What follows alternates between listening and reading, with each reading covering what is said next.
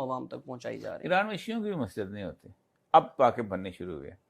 मैं 2007 में था वहां पर और उस वक्त तक शियों की भी मस्जिद कोई नहीं थी। अच्छा। मुसल्ला कहते हैं मस्जिद को, वो बन रही थी। और हम जुम्मे की नमाज जो है वो तेहरान यूनिवर्सिटी में पढ़ते थे, ठीक है। तो वो वहाँ मस्जिद का कुछ सबर था ही। पहले तो शियों क्या हुसैनियान होता है, उसी के अंदर होता। लेकिन जो मुसलमान इलाके हैं, सुन्नी इलाके, वहाँ मसाजिद हैं। मतलब ये बलूचिस्तान के अंदर बहुत, जो सिस्तान बलूचिस्तान, वहाँ मसाजिद हैं। मतलब मैं जो पहला झगड़ा हुआ है वो ये था कि जब फ़िक़्ह नफ़ाज़ उनका जाफरिया का नफाज हुआ है, तो ये जो सिस्तान का बलूचिस्तान का इलाका जहाँ ज़ाहिदान है, किरमान, ये सारा इलाका, यहाँ तरावी पढ़ी जाती थी। तो तमाम आयतुल्लाह जो थे वो उसके पास गए, आयतुल्लाह खुमैनी के पास, कि ये बहुत गलत बात है, इनको बंद किया जाए, क्योंकि एक इज्तिमाई इबादत, क्योंकि उनके यहाँ इज्तिमाई इबादत जो इकट्ठी होती है, जुमा कहते हैं वो अलहदा नहीं हो सकता, जी। जुमा शिया सुन्नी अलहदा इकट्ठे पढ़ेंगे। वो कहते हैं एक इज्तिमाई इबादत है, इसमें दो फिरके। ये हमारे यहाँ भी गलत हो रहा है, जो हर दूसरे मस्जिद में यानी नमाज जुमा भी होती है और इकट्ठे हम नहीं हो पाते। हालांकि ईद तो वो है कि जो कभी नबी ने मस्जिद में पढ़ी ही नहीं।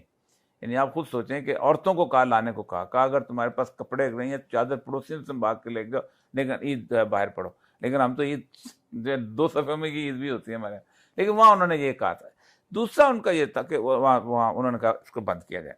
आयतुल्लाह खुमैनी ने कहा कि नहीं, उनकी वो है, तो उनका नहीं, ये नहीं होना चाहिए, इज्तिमाई इबादत इकट्ठी होती है, हमारे यहाँ नहीं है। तो उसने एक बड़ी मज़ेदार बात की थी। उसने कहा देखो मेरे बड़ों ने मुझे गुंजाइश नहीं छोड़ी तरावी की, वरना मैं तुम शियों को भी मैं मस्जिद में पढ़ाता, क्योंकि घर जाकर तो उन्हें पढ़ना कोई, क्योंकि शियों का 1000 नफल है, उनके यहाँ कुछ 34 तरावी बनती है रोज़ के तकरीबन। तो वो 1000 नफल उनके ना पढ़े जाएँ तो वहाँ उनके यहाँ उनकी फ़िक़्ह के मुताबिक रोज़े नहीं होते उनके भी। अच्छा अच्छा। तो सर ईरान के अंदर वैसे आप तो रहे हैं, जाहिर है आपने तो उधर टाइम कुछ गुजारा है, गालिबन एक साहब का जर्नैल के दौर में आप ईरान में थे। जी, मैं मुशर्रफ, उसने मुझे वापस बुलाया उस था। वक्त जो है वो आप बताते होते हैं कि कोई तस्वीर खिंचवाने से भी मेरे साथ डरता था कि जी, वो 14 अगस्त है ना, जब मेरे खिलाफ इंक्वायरी शुरू हुई है ना, जब उनसे रिपोर्ट करो, तो मैं 14 अगस्त के फंक्शन में गया था, पाकिस्तान एम्बेसी फंक्शन हो रहा था, तो कैमरे सारे मेरी तरफ आ गए, क्योंकि मैं ईरान में उस वक्त खबर था बहुत बड़ी। तो वो सारे जो थे छुपने लग गए बैसी के लोग कि मेरे साथ कोई तस्वीर ना खींचे। चलें जी। तो ईरान में शिद्दत पसंदी जो एक मसल की बेस पर हर जगह पे पाई जाती है, क्या ईरान में भी ऐसी शिद्दत पसंदी? ईरान के अपने अंदर शिद्दत पसंदी नहीं, ईरान के बाहर शिद्दत पसंदी। ईरान ने हर उस को सपोर्ट किया है, उस ग्रुप को जो उनका अपना, मसलन तालिबान के साथ उनका इख्तलाफ क्या था, ईरान वहाँ हिज़्ब वादत को सपोर्ट करता था और इंडिया के साथ मिलकर सपोर्ट करता था। वहाँ पर हिज़्ब वादत जो थी उनकी हज़ारों की थी और उनका इत्तेहाद था अहमद शाह मसूद के साथ। और ईरान जो था और इंडिया जो थे, उन्होंने उस ताजिकिस्तान के अंदर दुशंबे शहर के अंदर उसको बाकायदा घर लेके दिया हुआ था। तो अहमद शाह मसूद को वहाँ एक अस्पताल बना के दिया हुआ था और बाकायदा उसके जो बंदे मरते थे उसके लिए 4 हेलीकॉप्टर दिए हुए थे। तो इसीलिए जिस वक्त ये 9/11 हुआ है, तो जब वो कोलाब के रास्ते में अमेरिकन फोर्सेस दाखिल हुई हैं तो ईरानी वहाँ दाखिल हुए। इसी तरह काबल की जब लड़ाई हो रही थी, तो काबल की जब लड़ाई के अंदर अहमद शाह मसूद के उसमें हुआ था कि इनके पासदारान के कुछ लोग मारे गए थे, जिनको उन्होंने कहा था ये डिप्लोमेट हैं हमारे।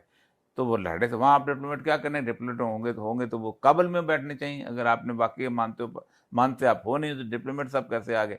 तो उसके ऊपर भी बड़ा शोरशर मचा था। तो उन्होंने अपनी फोर्सेस जो थी तालिबान के उसमें कर दी थी। तो मुल्ला अमर में बड़ा तारीखी फिक्रा बोला था, उसने कहा अफगानिस्तान गूंद का तालाब है, इसमें जो आया है वो बाहर नहीं निकला कभी। इसी तरह इराक के अंदर, इसी तरह शाम के अंदर, बाहर उसको करता है, अंदर मैंने नहीं देखी कोई इतनी शिद्दत। ईरानी सोसाइटी बस ठीक है, चल रही है, अंदर उनके अपने लोगों को से शिद्दत पसंद है। मतलब आप अंदाजा करें कि जो हिजाब का मामला है, वहाँ आप रोज मसलें जारी होती थी। जो औरत जरा सा यूं करके हिजाब उसको पढ़ के बंद कर रहे होते थे। मेरी अपनी बेटी इस्फहान में बैठी 10-11 साल की होगी उस वक्त बेचारी, तो एक खातून आई, उसने दुपट्टा लिया होता है